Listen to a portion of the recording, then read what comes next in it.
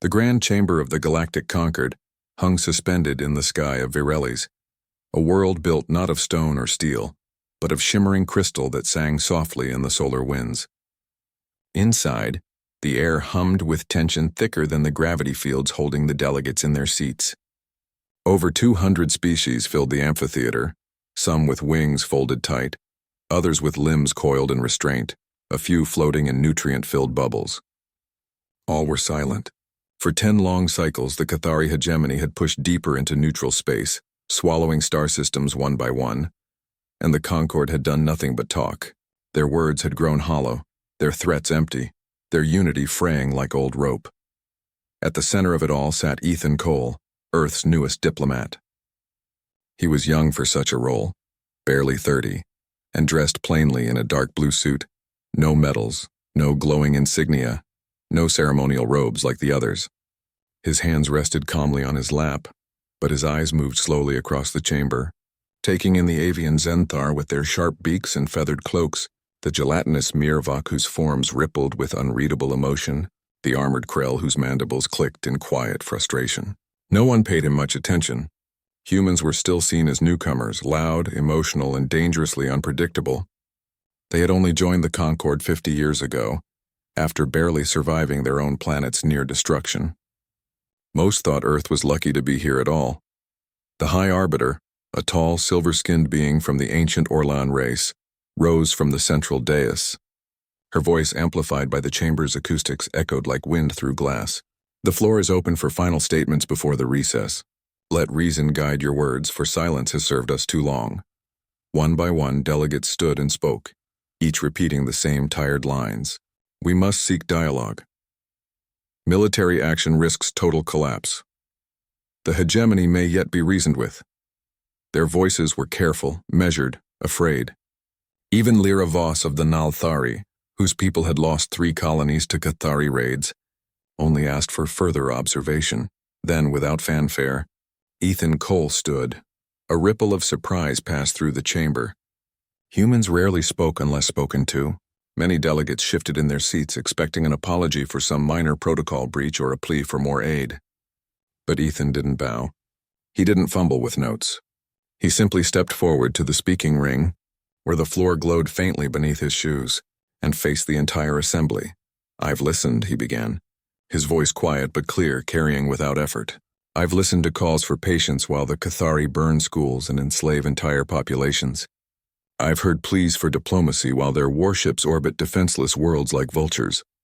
I've watched this council weigh the cost of action against the cost of doing nothing, and somehow you keep choosing nothing. A low murmur rose. The Zenthar delegate hissed. The Mirvok pulsed a deep violet. Disapproval. Ethan didn't flinch. My people know what silence costs. Before we joined the stars, Earth nearly destroyed itself. Not in one great war, but in 1,000 small failures to act. We waited too long to stop our own wars, our own pollution, our own greed. We learned the hard way that evil doesn't need your permission to grow. It only needs your inaction. He paused, letting the words settle.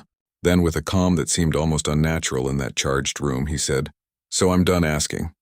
I'm done waiting. It's time for war. The silence that followed was absolute. Even the ever-present hum of the crystal spire seemed to stop. Delegates froze mid-gesture.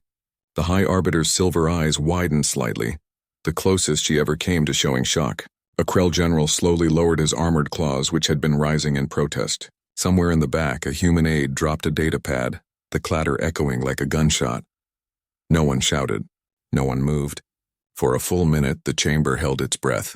Then the Zenthar ambassador rose, feathers bristling. You dare speak of war in this hall of peace? Humans, you barely understand the word diplomacy. Ethan turned to him. And you barely understand what happens when peace becomes surrender. Before the Zenthar could retort, the Mirvok delegate rippled forward, their voice a wet, bubbling tone translated by the chamber's systems. War brings chaos. Billions will die. Is that your solution, little mammal? My solution, Ethan said evenly, is to stop pretending that billions aren't already dying. The Cathari don't want peace. They want obedience. And if we give it to them, we become complicit in every life they crush. He looked around, meeting the eyes of species who had ignored humanity for decades. You think we're reckless? Maybe we are. But we're also the only ones willing to say the truth out loud. If no one else will stand, then Earth will stand alone. That last phrase hung in the air like smoke. Alone. The word carried weight. Humanity had no great fleet, no ancient alliances, no hidden weapons. Just stubbornness and scars. And yet in that moment something shifted. Elder Mazan of the Lumari, a species that hadn't fired a weapon in 10,000 years, tilted their translucent head slightly, as if seeing Ethan and humanity for the first time. The High Arbiter finally spoke, her voice softer now. Diplomat Cole, your words are noted. The Concord will recess to consider this. Declaration. As Ethan walked back to his seat, the silence returned, but it was different now. Not the silence of fear, but the silence of reckoning. Whispers began to spread, some angry, some fearful, but a few curious. A young Nalthari aide caught Ethan's eye and gave a small, almost imperceptible nod. Outside the chamber, alarms blared softly, security protocols activating. Unknown signals had been detected near the diplomatic quarter. Cathari operatives, perhaps, or spies from within the Concord itself. Ethan didn't look toward the exits. He sat down, smoothed his simple suit, and waited. He knew what he'd done. He'd thrown a stone into still water, and now the ripples would either drown them all or wash away the rot. There was no going back, and for the first time in years he felt calm. Because sometimes the bravest thing a person, or a species, can do is stop whispering and finally speak the truth, even if it shakes the stars. The days after Ethan Cole's declaration passed in a blur of tension and secrecy. The Galactic Concord did not meet again in full session. Instead, the corridors of the Virelli Spire filled with hushed conversations, coded messages, and wary glances. Security doubled around the human delegation suite. Ethan moved carefully, always flanked by two quiet Earth security officers, both women with sharp eyes and no-nonsense expressions. He knew the Cathari would not let his words go unanswered. They never did. That night, alone in his quarters, Ethan watched old footage on a small screen. Grainy images of Chicago after the Scorch Wars. Buildings like broken teeth, streets cracked and empty, smoke curling into a blood-red sky. His parents had been engineers working to rebuild water lines under constant threat of raiders. They didn't die in battle. They died waiting for help that never came because no one wanted to escalate. He remembered his mother's last message. Voice weak but steady, sometimes, son. Doing nothing is the same as choosing the wrong side. He turned off the screen. The past was not just memory, it was warning. The next morning, a request came through official channels. Lyra Voss, ambassador of the Nalthari, wished to speak with him privately. They met in a sunlit garden on the spire's outer rim, where floating lilies glowed faintly and the air smelled of salt and ozone. Lyra stood waist-deep in a shallow pool, her blue skin shimmering, gills fluttering gently as she breathed. She did not offer greetings. You shocked them, she said, her voice low and liquid. But shock fades. What comes after? Ethan sat on a smooth stone bench. Action. She turned, her dark eyes unreadable. You speak of war as if it's simple. My people lost 3 colonies, thousands of children taken, mines wiped clean, turned into labor drones. I want vengeance more than most. But if we strike and fail, the Cathari will burn every world that dared oppose them. I know, Ethan said. That's why we don't strike blindly. He handed her a data chip. She took it slowly, her webbed fingers careful. What is this? Proof. And a plan. Later that day, he met with General Torin of the Krell Dominion in a sound-dampened chamber deep in the spire's lower levels. Torin stood nearly 8 feet tall, his chitinous armor clicking with every step. His species valued strength above all, and he had little patience for humans. But he listened as Ethan played intercepted Cathari comms, orders to dismantle planetary defense grids, lists of re-education camps, schematics of new warships being built in the Karen Rift. This is old data, Torin rumbled. The hegemony changes plans weekly. Not this, Ethan replied. This came from a defector, a former Cathari logistics officer who saw what they did to his homeworld. He gave us everything before they found him. Torin's antennae twitched. And you trust him? I trust what he died for. The general was silent for a long moment. Then he leaned forward. If you move, the Krell will watch. But we will not join a suicide mission. Fair enough, Ethan said. Just don't stop us. His final meeting was the hardest. Elder Majan of the Lumari rarely left their meditation spire, and never for matters of war. Yet they agreed to see him. The Lumari were beings of light and thought, their bodies woven from energy and memory. They communicated through gentle pulses of color and soft harmonic tones. In their chamber, time seemed to slow. Ethan spoke plainly. I don't expect you to fight, but your cloaking fields could save thousands of lives. Just let us borrow your silence for a few hours. Majan shimmered, shifting from pale gold to deep indigo. Their voice came not as sound, but as a feeling in Ethan's mind. Why should we break 10,000 years of peace for your war? Because it's not just ours, Ethan answered. The Cathari won't stop at human or Nalthari worlds. They'll come for you too. Not with bombs, but with silence of their own. Erasing your history, your songs, your light. Peace isn't the absence of conflict. It's the presence of protection. Majan pulsed slowly like a heartbeat. Then a single beam of silver light touched Ethan's forehead. It carried no words, only understanding. When it faded, the elder gave a slight bow. No promise was spoken, but Ethan knew. He had been heard. Back in his room, Ethan reviewed the intelligence one last time. The Cathari shipyard in the Karen Rift was their heart. Destroy it and their advance would stall for years. Earth's fleet was small, only 12 capital ships compared to the hundreds the older species commanded, but they had something the others lacked: desperation and new tech. Gravitic disruptors that could bend space around enemy shields, AI-driven decoys that mimicked real ships down to the heat signature, and pilots who had grown up in ruins who knew how to fight dirty and win. But there was a problem. The Conquered would never approve a direct strike. Too risky, too human. So Ethan made a choice. Earth would act alone. No flags, no formal declaration, just a clean, fast strike. If they succeeded, maybe others would follow. If they failed, the blame would fall on humanity alone, and the rest of the galaxy could keep pretending. That night, as he prepared his final orders, a soft chime sounded at his door. It was Lena Ruiz, captain of the UNS Resolute and his oldest friend from the Luna Academy. She stepped inside without waiting for an invite, her uniform crisp, her dark hair pulled back tight. "You're really doing this," she said, not a question. "Yes." She crossed her arms. "They'll call us warmongers, traitors, fools." "Let them," Ethan said. "History doesn't remember the names of those who talked. It remembers those who acted." Lena nodded slowly. "The fleet's ready. All ships report green. Crews know the risks. Good." She hesitated, then looked him in the eye. "If we don't come back, tell Earth we didn't run." "We won't have to," Ethan said, "because we're coming back." Just then a sharp pain shot through his side. He gasped, doubling over. Lena caught him as his legs gave out. His vision blurred. On the floor, a tiny puncture mark glowed faintly on his neck, almost invisible. A microdart. Cathari neurotoxin? Slow-acting, designed to mimic a heart attack. They hadn't tried to kill him outright. They wanted him discredited, dying alone in his room, his words forgotten. Lena activated her comm. "Medical emergency. Cole's been poisoned." As darkness crept in, Ethan clung to one thought. They were afraid. That meant he was getting close. He woke hours later in a med bay, tubes in his arms, monitors beeping softly. The toxin had been neutralized, but his body was weak. A Nalthari medic stood by his side, her expression grim. "You were lucky. Another hour and your neural pathways would have collapsed."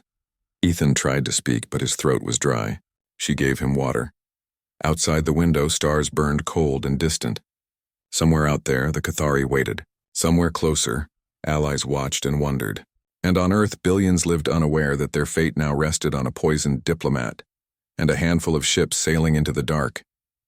But even as his body trembled, Ethan's mind was clear. Let them doubt. Let them fear. Humanity had been counted out before, and every time they rose, not with shouts, but with silent steel and stubborn hope. The war hadn't started yet, but it would, and when it did, the galaxy would learn that humans didn't just survive, they protected. Ethan Cole stood before the emergency council not as a diplomat, but as a man with nothing left to lose. His body still ached from the Cathari poison. His hands trembled slightly, but his voice did not. The chamber was smaller this time. Only a dozen key delegates, all species that held real power in the Conquered.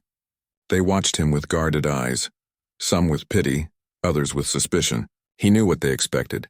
A retraction, an apology, a quiet retreat into silence. Instead, he placed a single data slate on the table. "This is Operation Dawnbreaker," he said. The slate lit up, showing star maps, ship schematics, and timelines. At its center glowed the Karen Rift, a swirling storm of gas and radiation where the Cathari had built their largest shipyard, hidden behind layers of sensor-scrambling debris. No Concord fleet had dared approach it. Now Ethan proposed sending Earth's entire active fleet, 12 ships, barely a whisper against the hegemony's might, on a one-way strike mission. General Torin of the Krell leaned forward, his armored plates clicking. "You expect us to believe your tiny fleet can destroy that fortress?" "No," Ethan said. "I expect us to cripple it long enough for others to act." Lyra Voss of the Nalthari studied the plan. "You're asking for no troops. No political cover. Just supplies and silence." "Exactly," Ethan replied. "If we fail, the blame is ours alone. If we succeed, maybe you'll finally see that waiting is the real danger." Elder Mazan of the Lumari pulsed softly, their light shifting from blue to amber. Through the translator, their thought came clear. Why risk everything for a chance? "Because the chance is all we have," Ethan answered. "And because if we don't, who will?" The room fell quiet. Then slowly, Lyra Voss spoke. "The Nalthari will provide fuel cells and medical drones.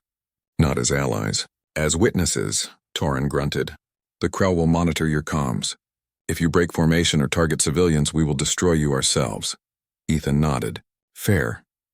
Majan shimmered again, and this time a small device floated from their robes, a cloaking resonator, no bigger than a human hand. "For the Resolute," the Elder sent. "May your light not be seen until it is too late." It wasn't full support. It wasn't even trust. But it was enough. Back in the human wing, Ethan met with Captain Lena Ruiz and the fleet commanders. They gathered in a dim briefing room, walls lined with star charts and old Earth flags. "No fanfare, no speeches. Just facts. We go in 3 cycles," Lena said. "Gravitic disruptors are loaded. AI decoys are synced. All crews have volunteered. No orders, just choice." Ethan looked at their faces. Young men and women, most born after Earth's recovery, raised on stories of loss and resilience. They weren't soldiers by birth. They were engineers, pilots, medics who had chosen to fight so others wouldn't have to. "Remember," Ethan said, "this isn't about glory. It's about giving the galaxy a reason to stand up. If we make the Cathari bleed even a little, others will see they can be hurt." He handed Lena a sealed message chip. "If I don't make it back, send this to Earth. Let them know why we did it." She took it without a word, tucking it into her uniform. That night, Ethan recorded his final message. He sat alone in his room, the city of Virellis glittering below like scattered diamonds. He spoke slowly, simply, as if talking to a friend. "If you're hearing this, we've already launched. Don't mourn us. Don't call us heroes. We're just people who refuse to look away. Tell the kids in Chicago and Nairobi and Jakarta they're safe because someone chose to act. And if the Concord finally moves, if peace comes, remember it wasn't given, it was taken back." He stopped the recording. Outside, a transport ship hummed to life, carrying the last supplies to the waiting fleet docked in orbit. The next morning, Ethan walked through the spire one last time. Delegates avoided his gaze. Some whispered as he passed. He didn't care. At the main gate, he paused. A young Nalthari aide, barely more than a child, stood waiting. She held out a small carved shell glowing faintly. "For courage," she said in broken standard. Ethan took it, touched. "Thank you." He didn't know her name. She didn't know his. But in that moment, they understood each other. A shuttle lifted him to orbit. Below, Virellis shrank into a speck of light. Above, the UNS Resolute waited, sleek and dark against the stars. Lena stood at the airlock, arms crossed. "You look like hell," she said. "Feel like it too," Ethan replied, climbing aboard. Inside, the ship was quiet. No music, no chatter, just the low thrum of engines and the soft beeps of systems coming online. Crew members moved with calm purpose. They knew what lay ahead. None showed fear. As the Resolute broke orbit, Ethan stood on the command deck watching Earth's blue dot fade into the black. He thought of his parents, of ruined streets and silent nights. He thought of the Concord's endless talks, of children in Cathari camps, of galaxies too afraid to protect themselves. Then he turned to Lena. "Set course for the Karen Rift." "Aye." "Sir," she said. The fleet formed up. 12 ships, small against the void. No banners, no fanfare. Just humans sailing into the storm not because they loved war, but because they loved peace enough to fight for it. In the conquered chamber far below, the delegates waited. Some hoped for failure. Others prayed for success. None truly believed 12 human ships could change anything. But out in the dark, where courage mattered more than numbers, the first move had already been made. And sometimes all it takes is one spark to light the fire that saves a galaxy. The Charon Rift boiled with crimson gas and jagged asteroids, a storm of dust and radiation that swallowed sensors whole. Inside it, hidden like a predator in tall grass, sat the Cathari primary shipyard, a monstrous ring of black alloy studded with weapon turrets, docking arms, and half-built warships. No fleet had entered this place in 50 cycles. Today, 12 human ships slipped through the chaos like ghosts. Captain Lena Ruiz stood on the bridge of the UNS Resolute, her eyes locked on the main display. Around her, the crew moved in silence, hands steady on controls, voices low and calm. The Lumari cloaking resonator hummed softly in the core, bending light and sensor waves around them. For now, they were invisible. "Decoys ready," said a young officer named Kyle. "Launch them," Lena ordered. From the Resolute's bay, 6 AI-driven drones shot forward, mimicking the heat, mass, and signal of real warships. They split into formation, drawing toward the shipyard's outer defenses. Almost instantly, Cathari turrets swiveled, energy beams lancing out. 2 decoys vanished in silent flashes. The others danced through the fire, buying time. "Gravitic disruptors charging," another voice reported. "Hold until we're past the inner ring," Lena said. Ethan Cole watched from the observation deck, his body still weak but his mind sharp. He saw the Cathari response, fast, brutal, predictable.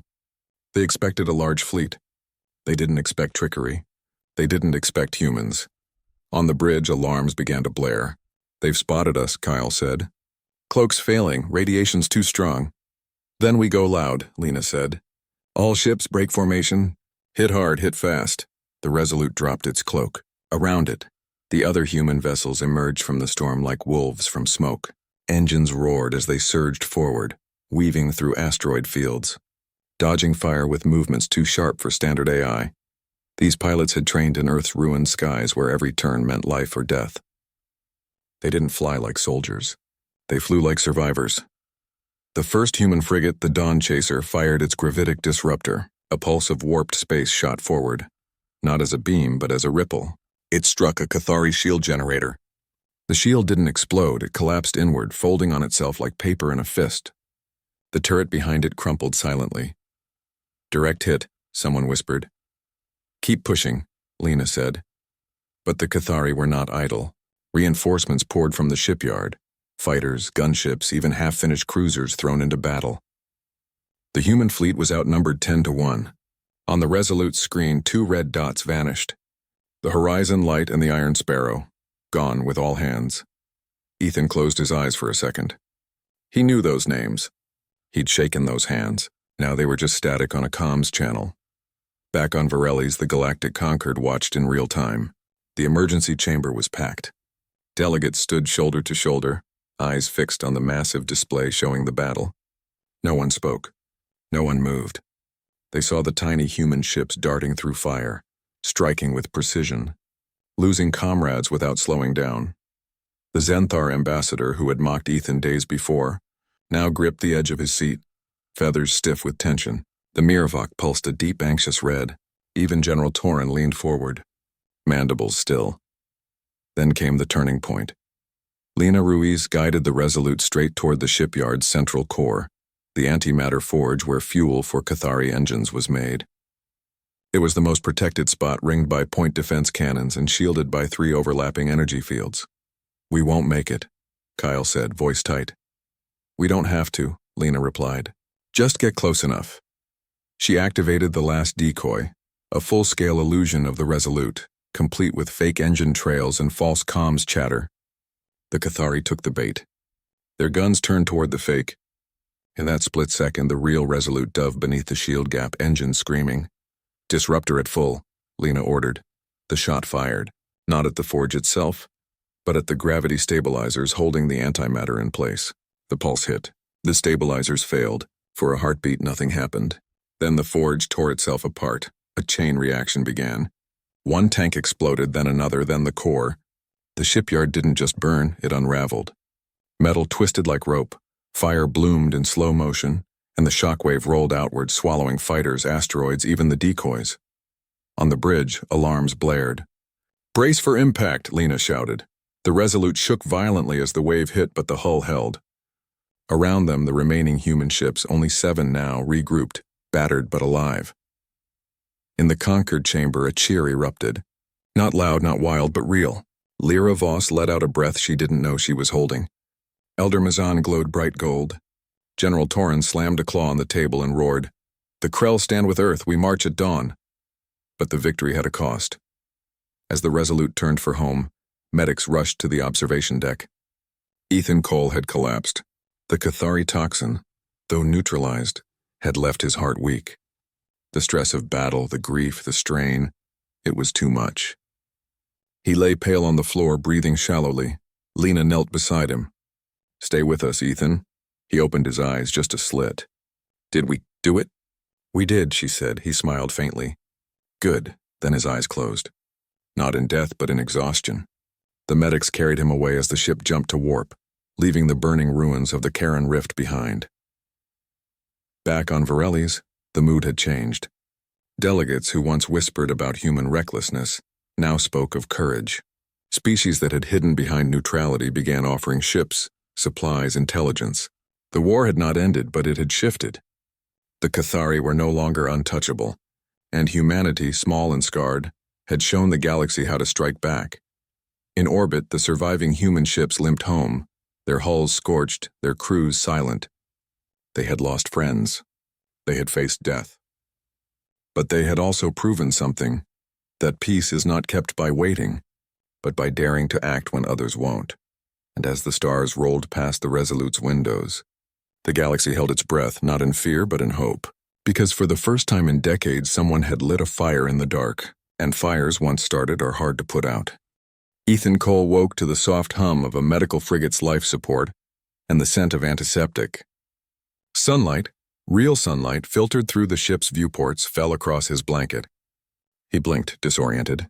His chest ached, but the crushing weight of poison was gone. A Nalthari medic stood nearby, her gills fluttering in a slow rhythm of relief. "You've been asleep for 12 days, she said gently. "The war has begun." He tried to sit up. She helped him. On the screen across the room, silent footage played. Krell warships breaking orbit, Nalthari carriers launching fighters, even Lumari light craft weaving through battle lines, cloaking entire squadrons. The Cathari hegemony, once unchallenged, was now on the defensive. Revolts had broken out in a dozen occupied systems.